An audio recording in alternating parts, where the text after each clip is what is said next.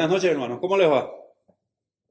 Vamos a continuar con el estudio que correspondería o que corresponde a nuestro culto de los miércoles.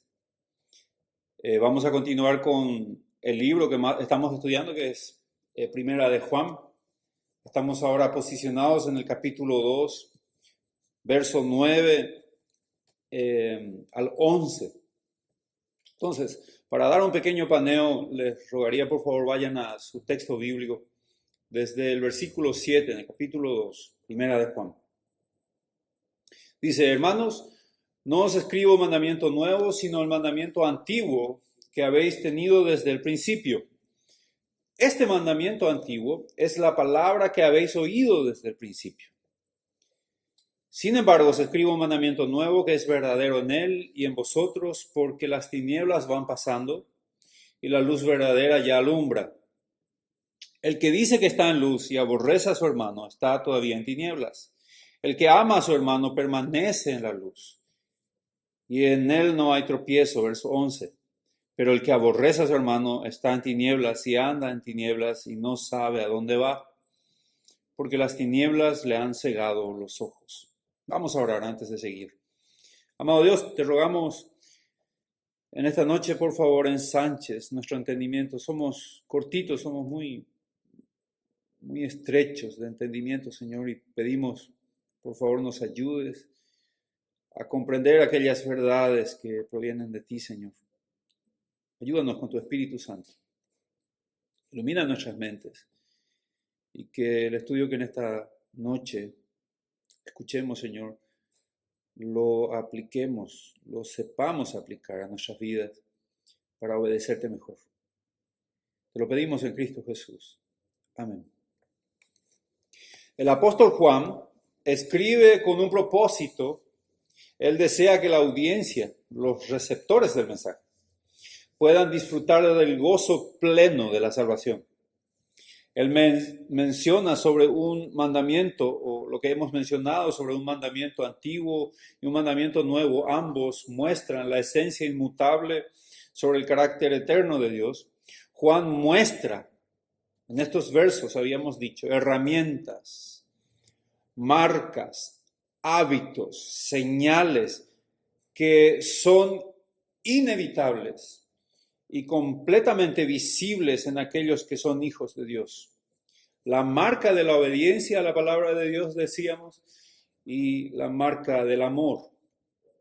Es decir, la prueba de la obediencia a la palabra de Dios muestra que aquel que obedece a la palabra de Dios es cristiano, así de simple.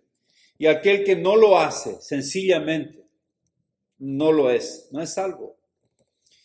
En esta noche, la prueba del amor a los hermanos, ambas pruebas, están diseñadas para mostrar, identificar quiénes son realmente creyentes y quiénes son salvos. Es muy importante tener en cuenta que el apóstol no está emitiendo pruebas para que tengamos miedo o para infundir terror o temor. Él está dejando las pruebas para que el creyente evalúe correctamente su condición y esté completamente segura o seguro de su posición espiritual. Juan está dejando o arrojando fuerza, ánimo. Él está dando fortaleza a los hermanos, a sus amados, como lo mencionan varios de los versos en su carta. En cambio, aquellos que no son cristianos, en ellos pueda producir dudas, inseguridad, para que así por medio de esa realidad entonces puedan rendir sus vidas en arrepentimiento o al arrepentimiento ante los pies de nuestro Señor Jesucristo. En la caricatura de Charlie Brown, muchos recordarán con el nombre de Snoopy, sencillamente Snoopy. Linus, uno de los personajes de la caricatura, él dice, encontré en algunos estudios que estuve buscando como fuente de información y encontré que alguien mencionó esto. Dice Linus: amo la humanidad.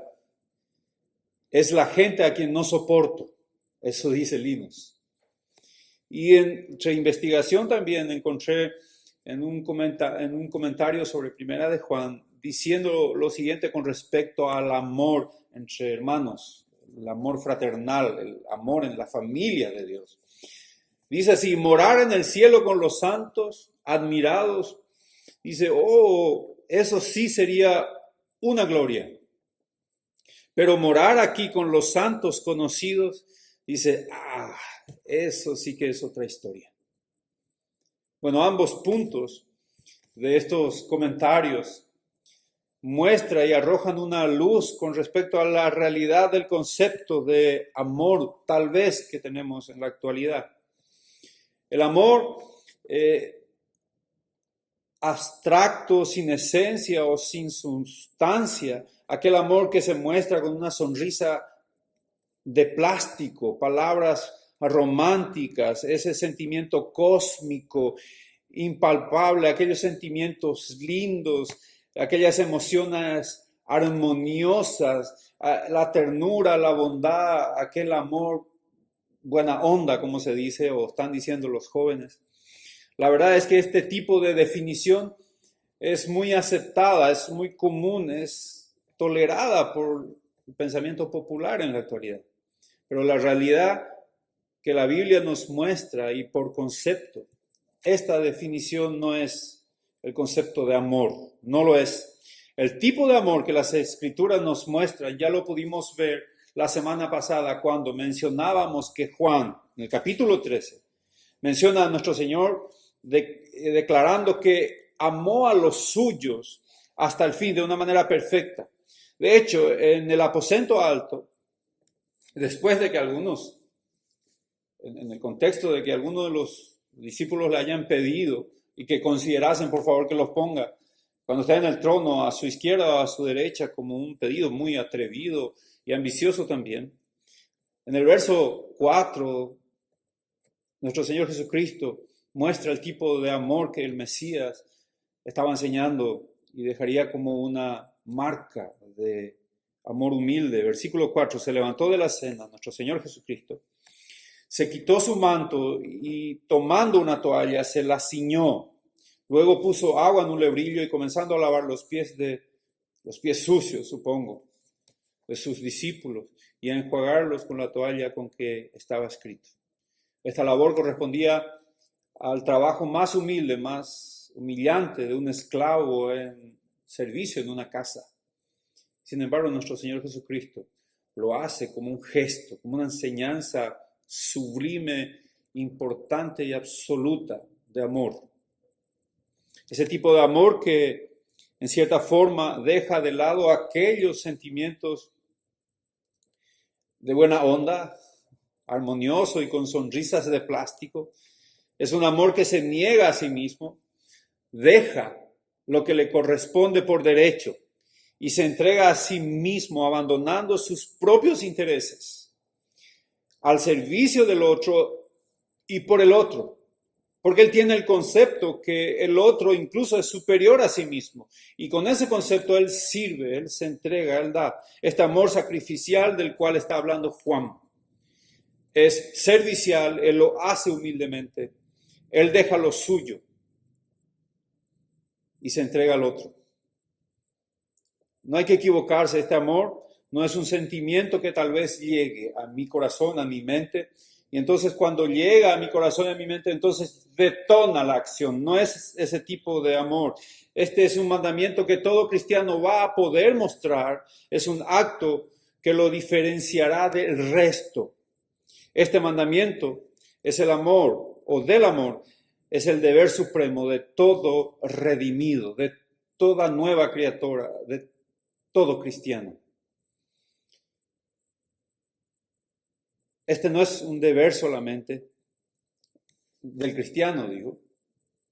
Este es ahora su naturaleza. Él actuará de acuerdo a su naturaleza, con amor a los suyos. Él actúa con el amor a los suyos, constante, no por ser un mandamiento. Este es él, porque ha nacido de nuevo. Su nueva naturaleza y en cierto sentido su identidad nueva. como lo decíamos semana pasada, en cuanto a su realidad espiritual con respecto a las marcas que deberían de ser notorias. No importa lo que sientas, pienses e incluso estés haciendo. Lo que importa ahora es que ¿qué es lo que Dios está pensando de vos? ¿Qué es lo que Dios piensa de tu vida? Mi veredicto podría ser torcido, fallido. Yo soy una buena persona, amo a todo el mundo, incluso realizo donaciones, me porto bien, tengo gestos de dar en mi barrio, en mi entorno, etc. Y no quiere decir que esté mal si haces eso. Pero no es el veredicto que importa en este momento. Lo que importa es el veredicto de Dios con su palabra para tu vida, exclusivamente o personalmente. En torno a lo que Dios dice de aquellos que lo aman o aquellos que aman a sus hermanos y aquellos que no aman a Dios. Eso es lo que importa. Este es el verdadero criterio, la que deberíamos de tener como supremo, como importante. ¿Qué es lo que Dios piensa de aquel que ama a su hermano y aquel que no ama fraternalmente? En el versículo 8 dice, sin embargo, os escribo un mandamiento nuevo, que es verdadero en él y en vosotros, porque las tinieblas van pasando y la luz verdadera ya alumbra. El que dice que está en luz y aborrece a su hermano está todavía en tinieblas. Decíamos que parece que Juan se contradice con dos mandamientos, el nuevo mandamiento y el antiguo mandamiento. El mandamiento del amor forma parte integral del evangelio, el amar a los cristianos. De hecho, él da mucha importancia al decir incluso que el amor fraternal es posesión del cristianismo. En el versículo 7 dice, el mandamiento antiguo que habéis tenido desde el principio. El amor que Jesucristo enseñó, de la doctrina apostólica que se le expuso a la iglesia, que a su vez está fundamentada en el Antiguo Testamento, mostrando el carácter eterno, amoroso de Dios, invariable y absolutamente sólido e inmutable. Una credencial del creyente. Juan capítulo 13 y en su verso 35, que me parece una cita demasiado importante que tiene un complemento, una relación directa con Primera de Juan que estamos estudiando.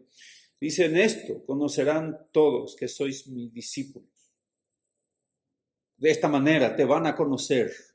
De esta manera van a identificar que sos de Cristo. Si tuviereis amor los unos con los otros. En esta cita justamente se menciona uno de los versos posteriores en el momento en que Jesús lavó los pies de sus discípulos. Decíamos en el capítulo 15. En el verso 12 dice, este es el mandamiento, que os améis unos a otros, como yo os he amado. El amor es posesión del cristianismo, disculpen. El fundamento, la cabeza, el fundador mismo, nuestro Señor Jesucristo, lo menciona, pero también es una posesión personal, es una posesión individual, es una posesión singular. Pertenece a cada creyente. Él dice que habéis tenido desde el principio. Es una posesión de la audiencia de Juan, los lectores. Si retornamos en el versículo 7, te darás cuenta y podrás recordar que el mandamiento que se les predicó es el mensaje de amor de Cristo. El mensaje del amor es el evangelio que nos predicaron. Es el evangelio que hoy estamos predicando. El amor de Cristo por las almas. Existe una relación, una conexión muy profunda entre la palabra o el mandamiento que ellos escucharon. Con el mandamiento de amar, ellos serían identificados como discípulos. Te voy a volver a leer el punto.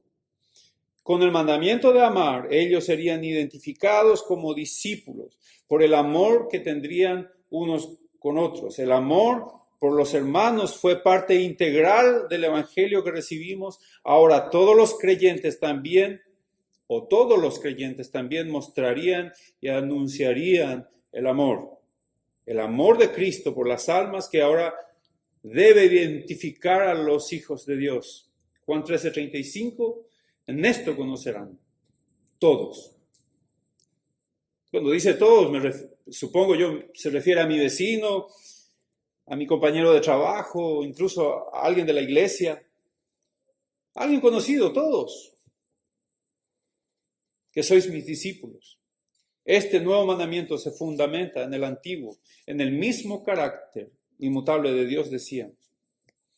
Para Juan es importante que sus lectores comprendan que la sana doctrina se fundamenta sobre el carácter, sobre las demandas siempre frescas y novedosas y actuales como es la palabra. Aunque ésta tenga miles de años, el mensaje cristiano descansa y se fundamenta sobre ellas y en ellas. Con ellas, con ese mensaje, nosotros no pretendemos, nadie, ninguno que está en el púlpito, ninguno que está enseñando, pretende buscar actualizar, innovar el mensaje en un toque actual del mundo. O en realidad no podemos, puesto que el mensaje de Dios ya la tenemos en su palabra. Y no es como un software que constantemente tenemos que estar metiendo un parche para estar actualizando algunas cositas que se quedaron medio obsoletas en todo este material que tiene miles de años. En sí Él está actualizado para mi vida, para mi necesidad espiritual, para que yo sepa cómo conducirme en obediencia para gloria del propio autor de este libro, la Biblia, la palabra misma de Dios.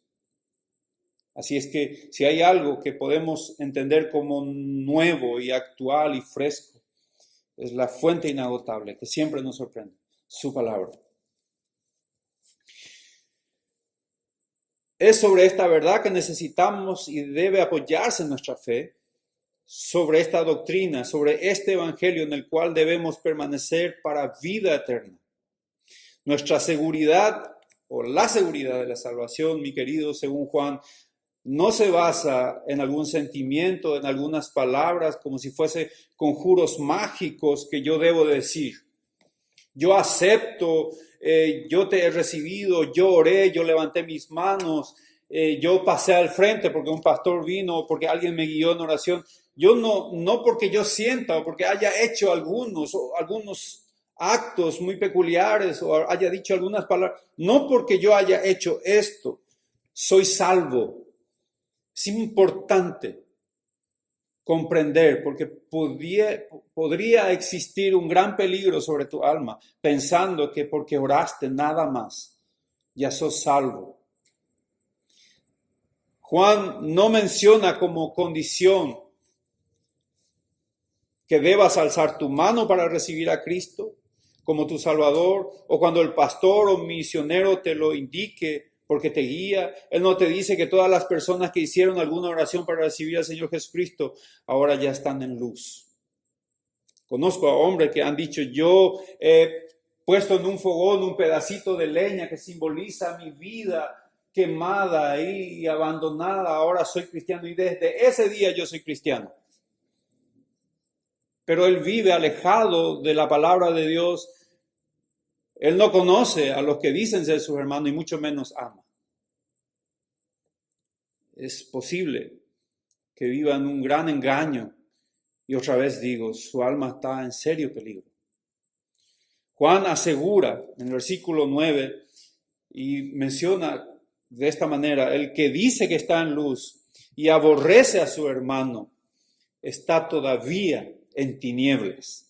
Juan dice que el que aborrece a su hermano, escúchame bien, el que aborrece a su hermano no es salvo. Juan dice el que no obedece la palabra no es salvo. Juan aquí está anulando todo tipo de pasaporte cristiano gris, hay una zona gris, él está sacando todo tipo de duda, lo cual te permite pensar, o te habilite pensar, que porque oraste, rezaste, levantaste la mano, porque te vas a la iglesia, incluso porque te bautizaste, incluso porque sos un miembro activo en tu iglesia, no por eso sos ciudadano del cielo y ya tenés un credencial del Hijo de Dios que te permite vivir en desobediencia y lejos de lo que es la familia de Dios en la iglesia. Él condiciona como el amar al hermano como una señal de la salvación. Puedes participar de la cena del Señor, puedes estar involucrado en la iglesia, puedes incluso ser bautizado, miembro activo, puedes estar incluso apartado por un breve tiempo y después vuelvo. Ya habrás escuchado ese término. Yo acepté a Cristo. No sé, en un campamento, en un retiro, en una campaña evangelística. Y estoy apartado. Si en cualquier momento llego otra vez al redil y le preguntas, ¿y cuánto tiempo estás apartado? Y más o menos 12 años o más o menos 15 años. En algún momento vuelvo, pero yo soy salvo. Esta declaración, este criterio está completamente siendo derrumbado por la manera en que Juan se dirige en los versos que estamos viendo. Como algunos justifican su pequeño desliz de fe, incluso justificándose que van a volver en cualquier momento porque ellos son salvos.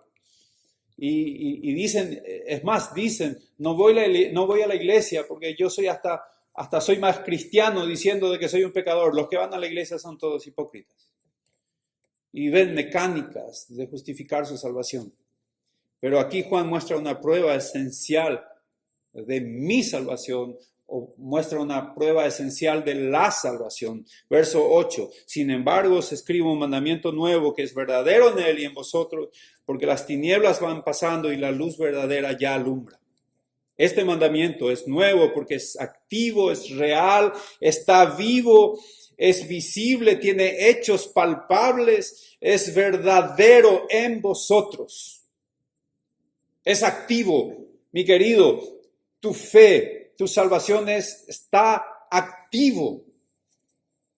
Este mandamiento de amor es nuevo porque es activo, triunfante en Cristo, en la vida de sus discípulos. Este mandamiento nos transforma, detona dentro de nosotros acciones, buscando formas y realizando actos en distintas maneras por amor a los hermanos. Este amor nos impulsa, nos acciona a amar cada día, todos los días a nuestros hermanos. No es que fue como una chispa que se nos dio cuando vimos el Evangelio y luego se fue apagando, menguando, apagándose, sino que pertenece operante en la vida de cada cristiano. Este amor nos motiva a vivirlo, a mostrarlo de diferentes facetas y formas con cada uno de nuestros hermanos. Mi querido, presta atención. Jesucristo no es un maestro de la moralidad o ética social o un gran humanista como esos maestros que nos han enseñado, nos muestran. Ellos también decían amarse unos a otros. Gandhi, Buda, no sé qué otros maestros seculares más podríamos mencionar, no importa. Él no es igual a eso. Este mandamiento, el del amor, es verdadero en Cristo. Este mandamiento es verdadero en Cristo. Dice, es verdadero en Él. Él es el único que produce cambios. Y Él vive en nosotros. Y Cristo es el que produce en nosotros una transformación. Como la que vimos la semana pasada, el cambio completamente diferente desde los inicios de Juan cuando estaba escribiendo esta carta. En palabras más simples, el mandamiento antiguo es el que escuchamos por el Evangelio, el mandamiento nuevo es el que actúa en nuestras vidas, la que nos transforma, es el que produce hechos y son evidenciadas en y con el amor a los hermanos. Las religiones muestran siempre un montón de listas morales que deben ser cumplidas para la redención. La vida cristiana es la vida misma de los hijos de Dios. Es evidencia personal con su Señor y con sus hermanos. No es un montón de prohibiciones, sino vida abundante en su Salvador. El principio del amor lo podemos ver por Jesucristo mismo. Él amó a sus discípulos, Él buscó, ayudó a los necesitados, Él fue activo en su amor, Él corrigió a sus discípulos como un acto de amor, incluso Él amó a sus enemigos. Su máxima expresión de amor lo podemos ver en el Evangelio allí en la cruz. Él entrega su vida, Él derramó su sangre por las almas impías, por las almas pecadoras, Él murió por mí. Él nos amó a nosotros. Romanos 5:8 no tiene mejor forma de expresión. Dice, mas Dios muestra su amor para con nosotros. Él muestra su amor. En que siendo aún pecadores, Cristo murió por nosotros. Es un versículo que estoy seguro lo conoces de memoria. Juan 3:16, por si no, lo voy a leer otra vez. Porque de tal manera amó Dios al mundo que ha dado a su Hijo unigénito para que todo aquel que en Él cree no se pierda más, tenga vida eterna. Y un complemento de Juan 3:16 y es primera de Juan 3:16. Te ruego por favor que vayas a tu nota, vayas a las Escrituras. Y dice, en esto hemos conocido el amor. ¿Cómo, Juan? En que Él puso su vida por nosotros. También nosotros debemos poner nuestras vidas por los hermanos. Este es el amor que debemos mostrar en el sentido de que debe ser visto de manera sacrificial. No es un amor, otra vez, no es un amor romántico y cósmico, etéreo allá en el universo que uno siente en cualquier momento y de acuerdo a lo que siente actúa. No, es un amor que se niega a sí mismo. Él deja lo suyo y entrega. Y peor todavía, aquel amor inactivo, paralizado, insípido, que podemos algunas veces, tristemente, experimentar con personas que llegan a la iglesia.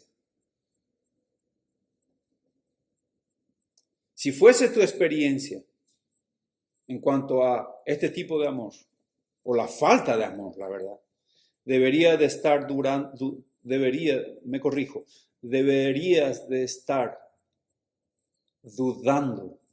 de tu salvación. Porque realmente falta pruebas. El mandamiento nuevo se da cuando Cristo en nuestras vidas produce cambios que nos capacita a vivir y amar como Él lo hizo. En este sentido tenemos una nueva y este es Jesucristo. Versículo 8, de vuelta. Sin embargo, os escribo un mandamiento nuevo que es verdadero en Él y en vosotros, porque las tinieblas van pasando y la luz verdadera alumbra. Con la venida de Cristo vivimos en una época nueva, en una era nueva.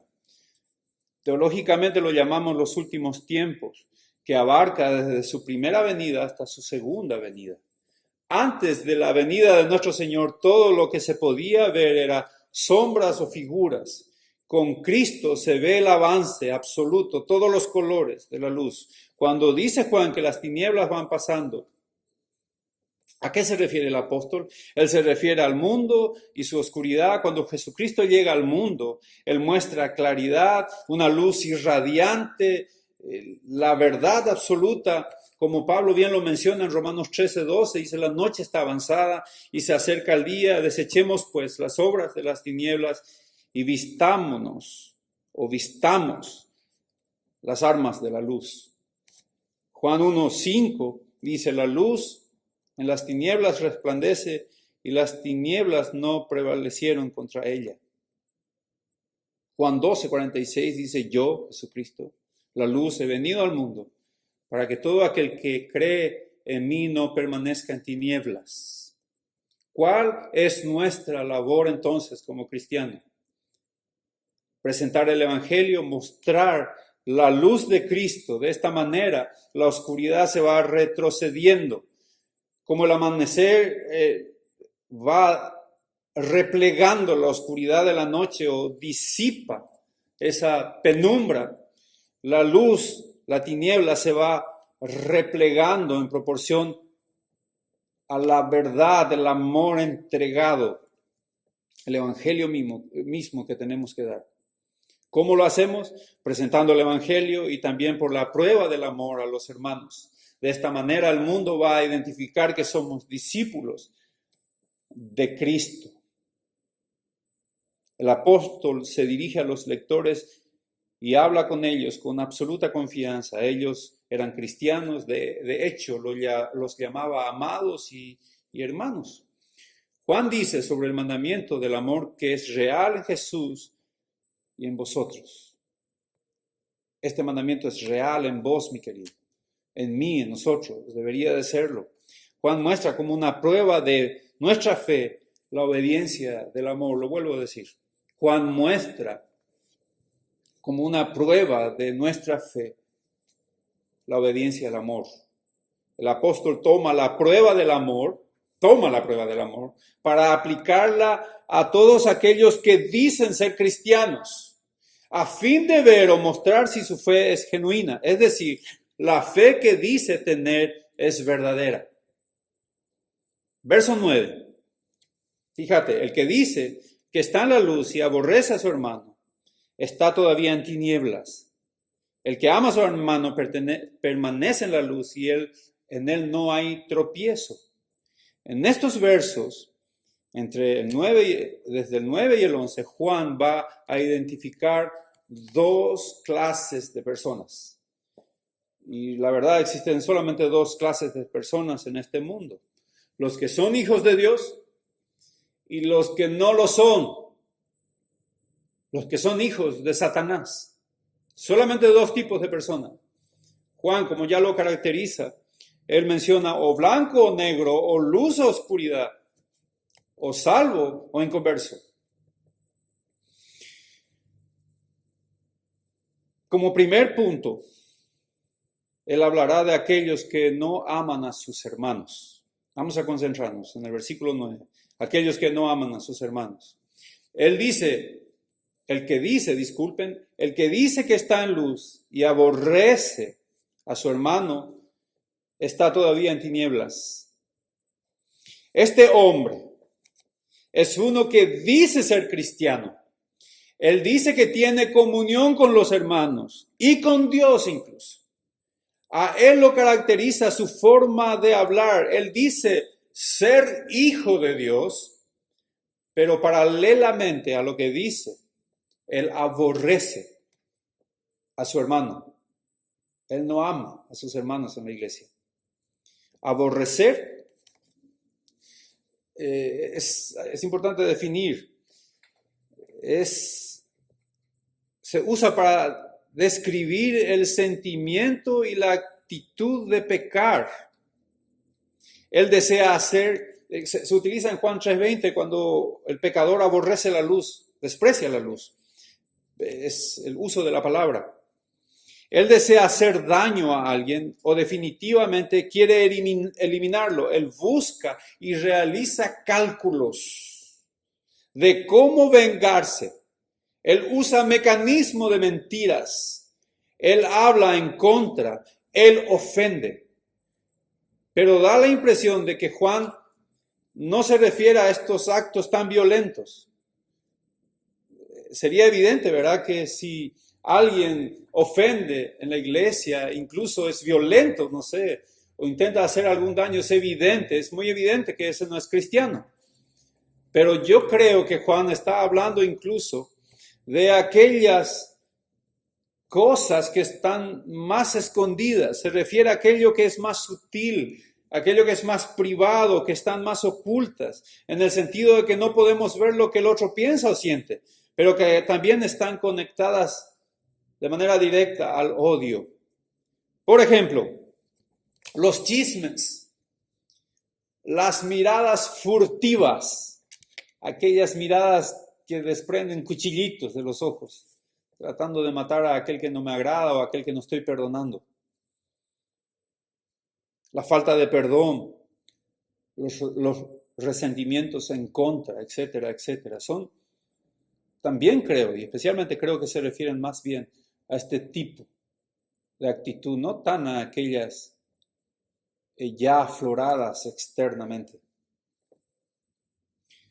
Cuando Juan menciona de aborrecer a su hermano, se refiere a aquella persona que ha creído en el Evangelio, aquel hombre que forma parte de la familia de Dios, aquel que aborrece a su hermano. No está hablando de alguien fuera de la iglesia, sino dentro de la iglesia.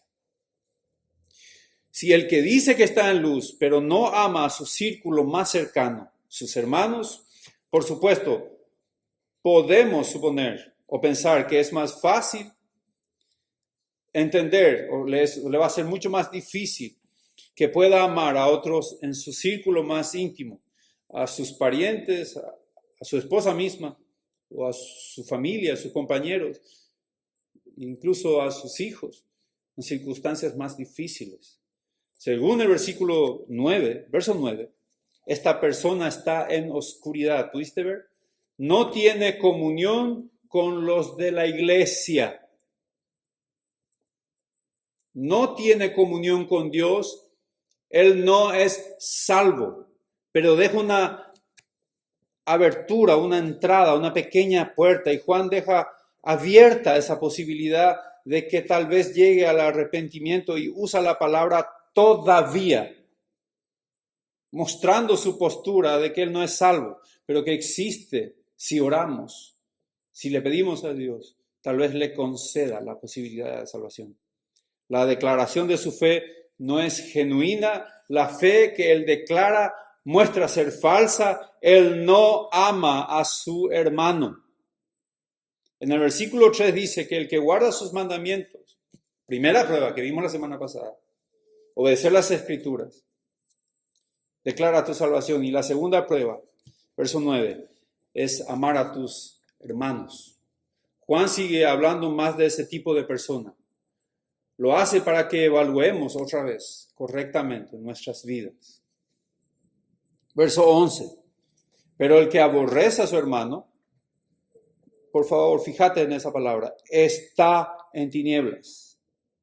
Y anda en tinieblas y no sabe a dónde va porque las tinieblas le han cegado los ojos.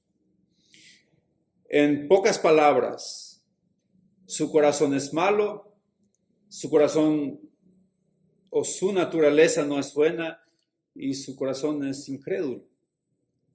No solo está en tinieblas, sino que anda en tinieblas. ¿Qué quiere decir Juan cuando dice que anda?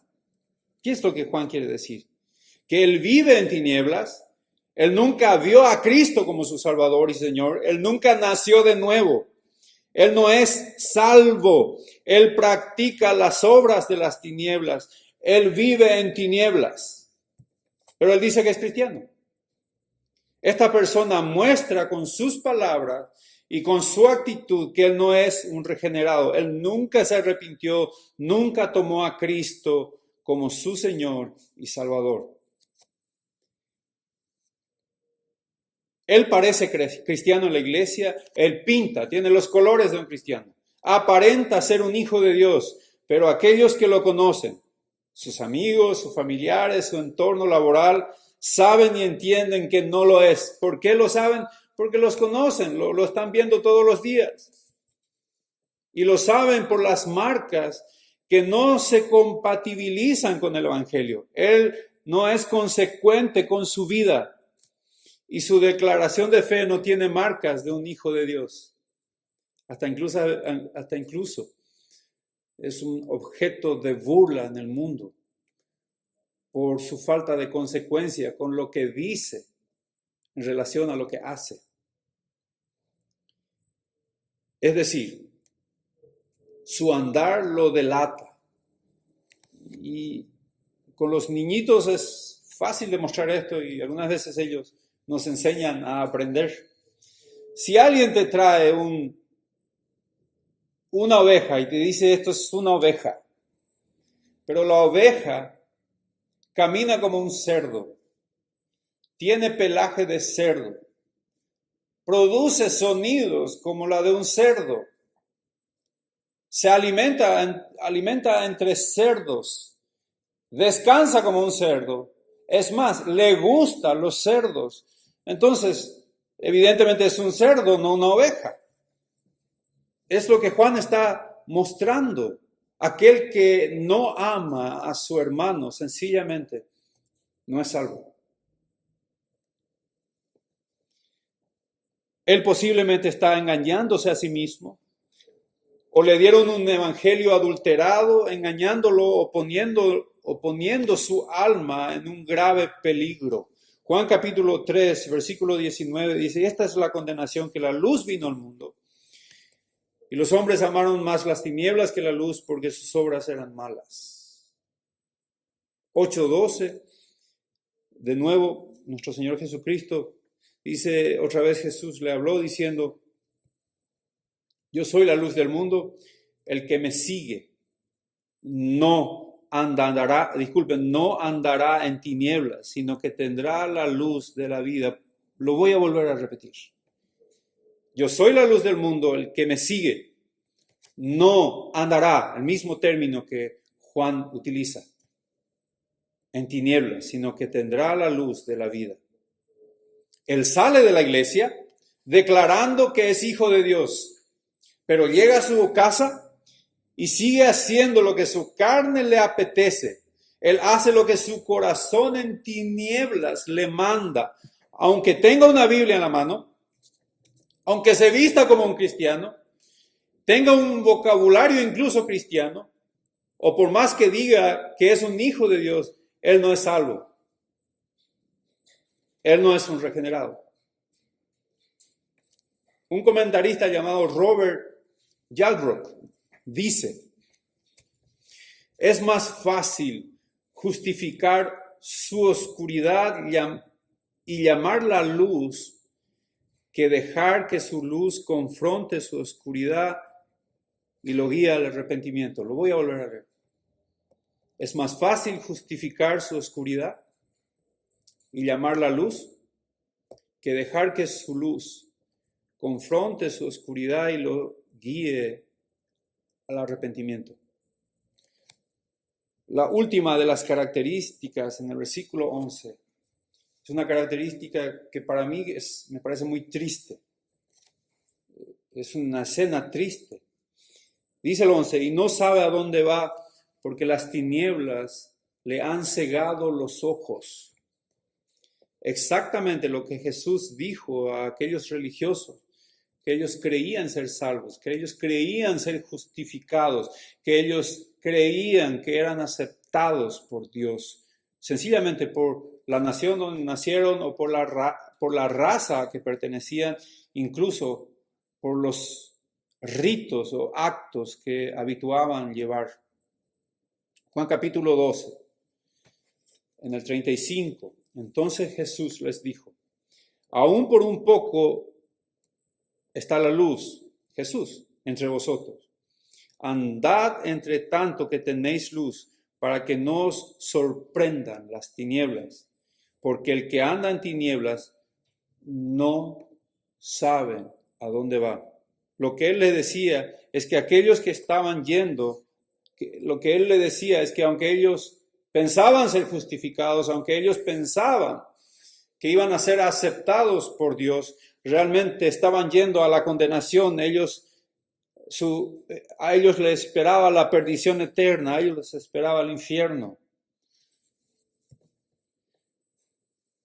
Lo triste es que ellos no lo saben.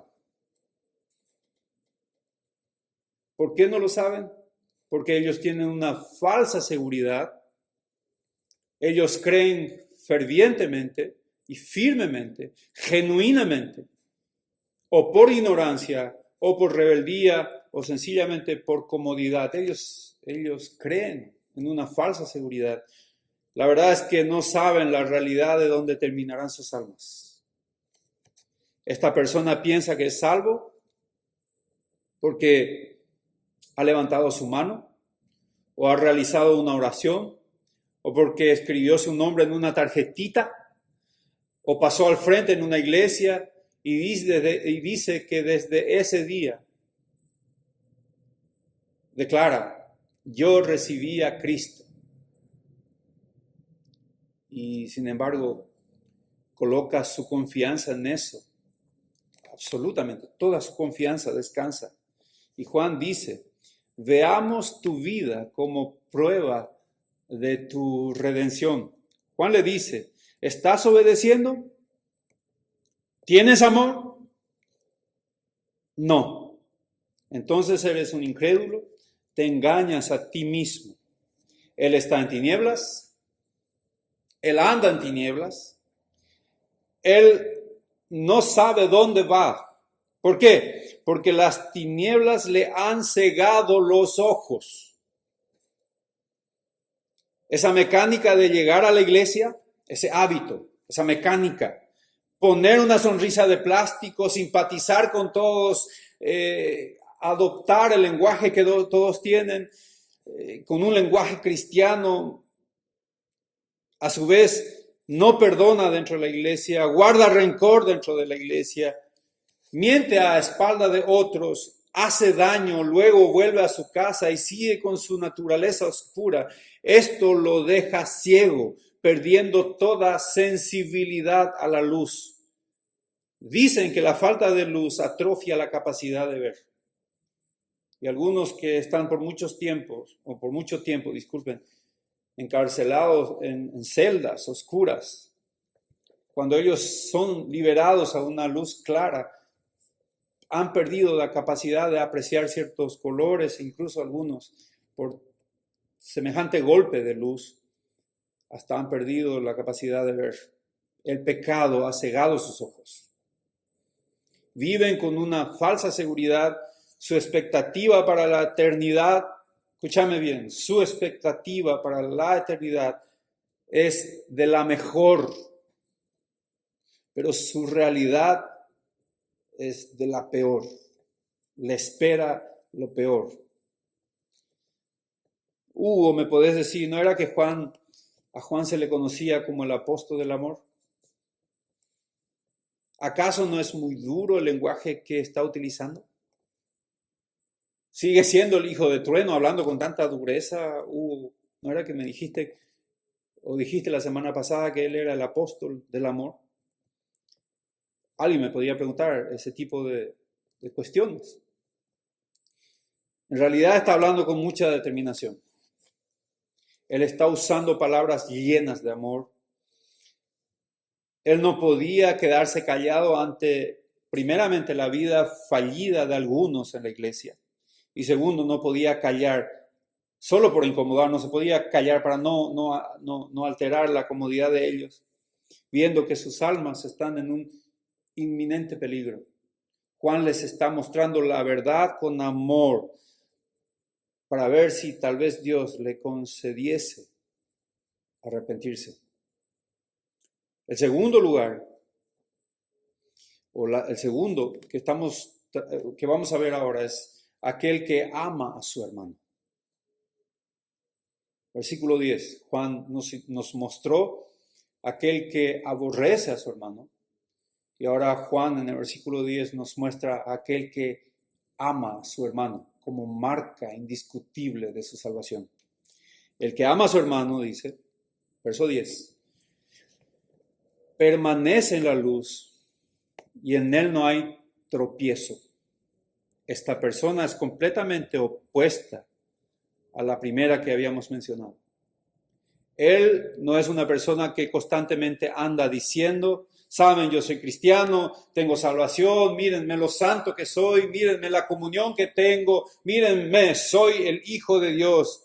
No, él simplemente vive y actúa según su naturaleza, esa naturaleza nueva, transformada, viviente, radiante, con mucha fuerza que tiene en Cristo. Lo que ocurre en su vida, el amor que demuestra es sobrenatural. Es un término muy interesante. El amor que él muestra y podemos ver de un cristiano genuino es sobrenatural.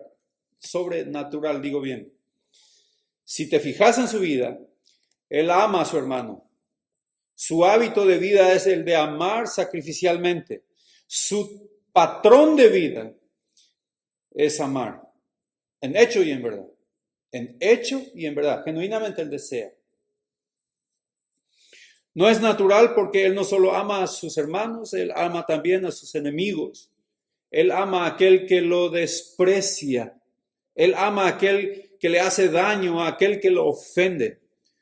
Nuestra sociedad, la verdad, construye héroes sobre la fortaleza de justicia, incluso que los niños ven en aquellos superhéroes.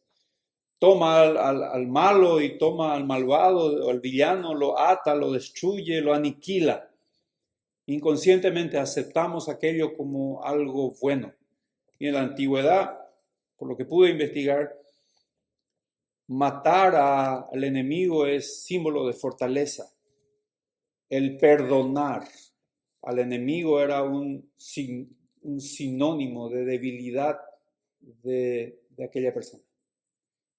Así es que estamos luchando contra incluso una cultura de antaños cuando ves a un cristiano perdonar, disculpen, a alguien que lo está lastimando incluso.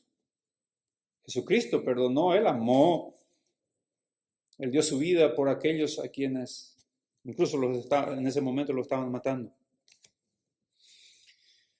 Entendiendo que el amor, de vuelta, no es aquel sentimiento romántico, cósmico y abstracto, es un acto completamente visible, real, es serio, es constante, es una palabra muy interesante, es constante. Esto lo identifica como hijo de Dios. Él obra el bien de aquel que está obrando, incluso en contra suya. Y está obrando en bien, y él sabe que está obrando en contra suya, y sin embargo él lo está amando. El amor es real. El que ama a su hermano, dice, permanece en la luz. Sencillamente significa que está en comunión con Dios. Este tipo de personas son creyentes que no solamente dicen ser cristianos, sino que aman a su hermano. Él es salvo, dice Juan. Él vive en una esfera o en la esfera más cercana, más estrecha al Evangelio. Él se somete a la voluntad de la palabra de Dios. Él es obediente y es un discípulo de Cristo. Él se parece a su maestro. Él es un buen discípulo. Su amor lo identifica como discípulo de Cristo. Él no ama para estar en la luz, sino que porque está en la luz puede amar sacrificialmente a sus hermanos. Y a sus hermanos, estamos hablando de sus hermanos en la familia de Dios. Como última palabra dice, y en él no hay tropiezo. Investigando un poquito en el lenguaje original, la palabra tropiezo es escandalón, de donde nace nuestra palabra escándalo. Me llamó mucho la atención. Y era una pieza de una trampa que se utilizaba para cazar o para echar o dar tropiezo a aquello que se quería capturar o atrapar, ¿verdad? Pero, como decíamos, de esa palabra viene el término escándalo. Y en este sentido, el cristiano, porque ama a su hermano, no es de tropiezo, no pone trampas, no engaña y no busca destruir a la familia. Es desalentador ver a los cristianos que dicen ser y estar en luz, pero le ves en la iglesia y no parecen amar. Esto realmente desanima. Este tipo de cristiano no busca problemas en la iglesia. Quisiera que veas, por favor, Tito capítulo 3, verso 3. Dice, nos identifica Pablo, muestra de lo que era nuestra identidad antes de llegar al Evangelio. Dice, porque nosotros también éramos en otro tiempo insensatos, rebeldes, extraviados, esclavos de concupiscencias y deleites diversos, viviendo en malicia y envidia. Y aquí viene la palabra. Aborrecibles y aborreciéndonos unos a otros. Aborreciéndonos unos a otros. La falta de amor, el aborrecer al hermano, es un signo de alguien que no conoce a Dios. El cristiano, por ser genuino, no hace escándalos entre sus hermanos en la iglesia. Él no es de tropiezo. Él sirve a sus hermanos por amor. No busca ser una carga para sus hermanos. Él no es un dolor de cabeza en la iglesia por amor a sus hermanos. Él no busca hacer daños. Él no daña a nadie de sus hermanos en la iglesia. Él busca la unidad. Él promueve la comunión entre hermanos. Él no es una piedra de tropiezo. No hace caer a otros. Él, el Hijo de Dios genuino, el regenerado, no es un obstáculo para su iglesia. Mi querido, ¿ves esa marca en tu vida? ¿Ves esa marca como una característica de tu declaración de fe? Esa es una evidencia de tu salvación. Si no lo ves, todavía hay tiempo. Si todas estas pruebas que vimos, la prueba de la obediencia a la palabra de Dios, la prueba del amor a los hermanos y aquellos que dicen ser cristianos, pero existen dos tipos, los que aman a sus hermanos y los que no lo hacen. Si ninguna de estas pruebas encaja en tu realidad, lamento decirte, o espero que entiendas sinceramente, frontalmente, confrontando tu vida con las Escrituras, que tu alma, mi querido, está en serios problemas. Hay un peligro inminente en tu vida. Todavía hay tiempo, decíamos. Nuestro Señor Jesucristo es la fuente, es la enseñanza, es el color absoluto de todo lo que podemos entender de amor. Él se entregó, Él derramó su sangre por almas impías. Él derramó su sangre para rescate, para salvación, para darte una vida nueva, para rescatar tu alma de la condenación eterna. Hay tiempo, mi querido, de que te arrepientas. Arrepiéntete o arrepentite de todos tus pecados. Por favor, considera lo que te estoy diciendo. Confesa tus pecados, tu arrogancia, tu autoseguridad. Yo no sé. No sé cómo estás del otro lado de la cámara. Pero sí sé que la palabra de nuestro Señor va mucho más allá. En Él hay perdón. Pedirle perdón, arrepentirte y reconocerlo como tu Señor y como tu Salvador. Vamos a orar. Señor, muchas gracias porque tu palabra siempre nos confronta. Tu palabra, Señor, siempre nos sorprende con verdades. Señor, nosotros no podemos medir, no podemos dimensionar el tamaño del amor con que nos has amado. Sí entendemos que no nos miraste no por nuestra cara linda o porque fuimos buenos, sino que aún siendo lo peor, Señor, nos diste lo mejor. Mereciendo lo peor, nos has dado lo mejor.